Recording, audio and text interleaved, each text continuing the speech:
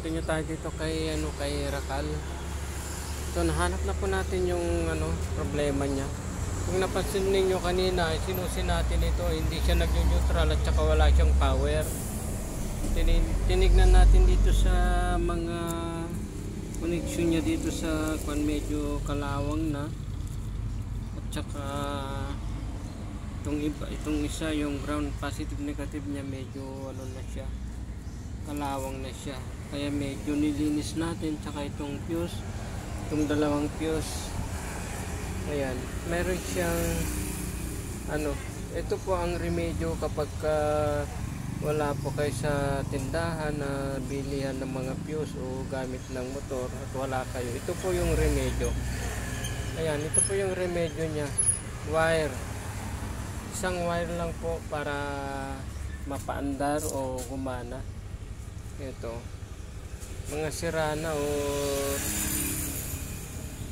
sunog itong mga fuse niya, kaya nagloloko ito. Ayan, nagloloko si Rakal. So isara na natin, tsaka try natin kung aandar si Rakal.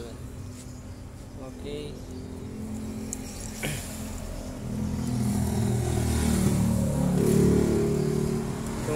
Pajero natin, tignan natin kung aandar siya. So ito, lagay na natin dito yung fuse niya at try natin kung aandar siya. Ayun, nagka-neutral na siya. Placer natin, may placer na rin siya. Ayun, kabila, ayun siya, wala siya.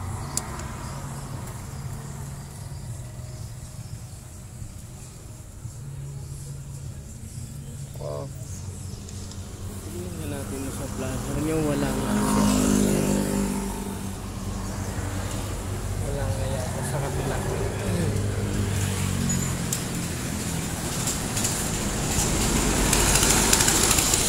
Ayun, meron naman. So ang napundi siguro dito itong loob. Ayan. So okay naman na siya sa placer.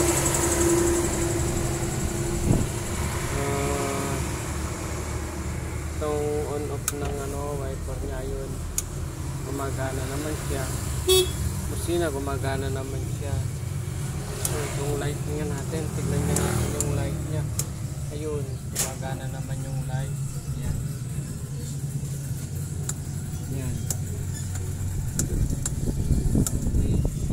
Tignan natin ngayon yung high and low niya. Yun, meron naman siya.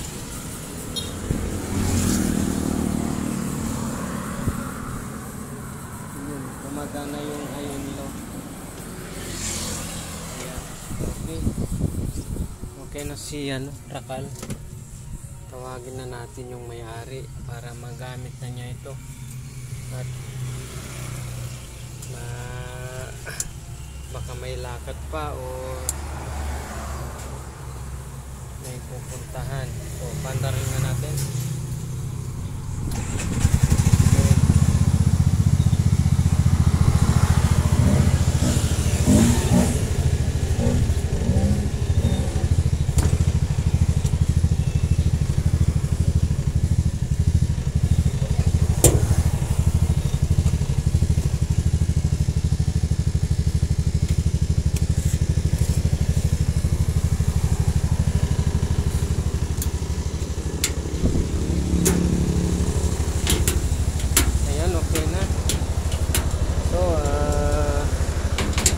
Tawagin na natin yung may-ari nitong pan para makuha na niya.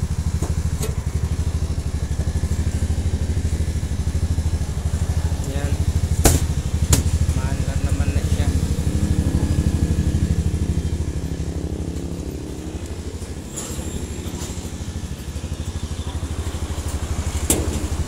Yan, matino pa po siya. Doon po sa mga interesadong gustong bumili, ayan,